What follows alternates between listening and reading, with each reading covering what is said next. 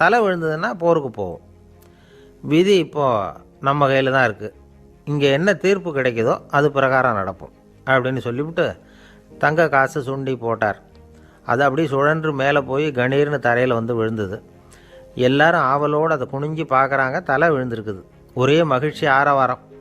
அதுக்கப்புறம் அவங்களுக்கு சந்தேகம் வரவே இல்லை. அப்படியே உறுதியான ஒரு முடிவோடு போருக்கு போனாங்க. வெற்றியோடு திரும்பி வந்தாங்க. வெற்றி விழா நடக்குது. தளபதி பேசுகிறார். இந்த வெற்றியை காசு தான் முடிவு பண்ணிச்சு, அதனால் விதியை வெல்ல யாரால் முடியும் அப்படின்னார். சொல்லிவிட்டு உட்காந்தார். அப்போது அந்த தலைவர் தன்கிட்ட இருந்த அந்த தங்க காசை எடுத்து ரகசியமாக தளபதிக்கிட்ட கொடுத்தாராம். தளபதி அதை வாங்கி பார்க்குறாரு. அந்த நாணயத்தில் 2 பக்கமும் தலை தான் இருக்குது. இதிலேருந்து என்ன தெரியுதுன்னா, வெற்றியின் ரகசியம் என்னன்னா மன உறுதி தான். எதை செஞ்சாலும் மனக்குழப்பம் இருக்கக்கூடாது. எண்ணி துணிக